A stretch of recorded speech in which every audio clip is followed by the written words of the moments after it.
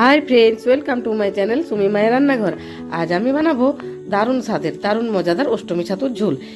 এই ছাতু কেবলমাত্র অষ্টমী তিথিতেই পাওয়া যায়। ছাতুর ঝোল মাছ মাংসের স্বাদকেও হার মানায়। এই ছাতুগুলোকে আমি 3-4 বার ধরে জল দিয়ে ভালোভাবে ধুয়ে নেব। প্রথমে একটা বড় পাত্রে বেশ অনেকটা পরিমাণ জল নিয়ে ছাতুগুলোকে আমি ডুবিয়ে নিয়েছি। তারপর এগুলোকে হাত দিয়ে একটু ধুয়ে নেব।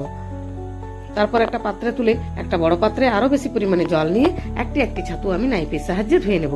কেননা এটা মাটিতে ওঠে তো প্রচুর পরিমাণে বালি থাকে, খাবারে যাতে বালি না হয় সেই জন্য আমি নাইফ দিয়ে বেশ ভালোভাবে বালিগুলো পরিষ্কার করে নেব। ঠিক এইভাবে কত ঝকঝকে সুন্দর পরিষ্কার হয়ে গেছে। এইভাবে প্রতিটি ছাতু আমি ভালোভাবে পরিষ্কার করে নিয়েছি। এখন এই প্রতিটি ছাতুই গোটা অবস্থাতেই আমি আরও একটা বড় পাত্রে জল নিয়ে একটি একটি করে ভালোভাবে ধুয়ে নেব, এতে একটুও বালি থাকবে না। এখন ছাতুগুলোকে আমি বটি দিয়ে ছোট ছোট করে টুকরো করে কেটে নেব। সমস্ত ছাতুগুলো কাটা হয়ে গেছে। এখন গ্যাস ওভেনের উপর একটা কড়াই বসিয়ে এই কাটা ছাতুগুলো আমি কড়াইয়ের মধ্যে শুকনো অবস্থাতেই দিয়ে দেবো, কেননা ছাতুতে প্রচুর পরিমাণে জল বেরোবে।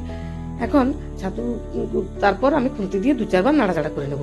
ছাতুর ঝোল বানানোর জন্য আমি সিলভারটায় মশলা একটু বেটে নেব। এর জন্য আমি 2টো বড় পেঁয়াজ, 4 কোয়া রসুন, 1 ইঞ্চি আদা ও 8টা কাঁচা লঙ্কা নিয়েছি। এখন আমি সমস্ত মশলাগুলোই একসাথে বেটে নেব। ঠিক এইভাবে মিহি করে আমি মশলাটাকে বেটে নিয়েছি। সিলভারটায় বাটলে ছাতুর ঝোলটা ভীষণই টেস্টি হবে। সমস্ত মশলাটা আমার বাটা হয়ে গেছে। এখন এটা একটা পাত্রের মধ্যে আমি তুলে নেব। ছাতুগুলো থেকে প্রচুর পরিমাণে ফেনা ফেনা জল বেরিয়েছে। এগুলো আমি এখন এরকম একটা ফুটো বাটিতে আমি ঢেলে নেব জল ঝরানোর জন্য। এখন গ্যাস ওভেনের উপর কড়াই বসিয়ে তাতে আমি 3 চামচ মতো তেল দিয়েছি। তেলটা বেশ ভালোভাবে গরম হয়েছে। এখন খুন্তি দিয়ে তেলটা কড়াইয়ের চারপাশে স্প্রেড করে ছাতুগুলো আমি ঢেলে দেবো। তারপর 2-4 বার খুন্তি দিয়ে নাড়াচাড়া করে এতে 1 চামচ নুন ও 1 চামচ হলুদ দিয়ে 2 মিনিট ধরে নাড়াচাড়া করে ছাতুটা আমি ভেজে নেব। অনেক বেশি ভাজারও দরকার নেই, 2 মিনিট ধরে ভাজলেই হবে। ছাতু ভাজা হয়ে গেছে। এখন একটা প্লেটে আমি ছাতুগুলোকে তুলে নেব।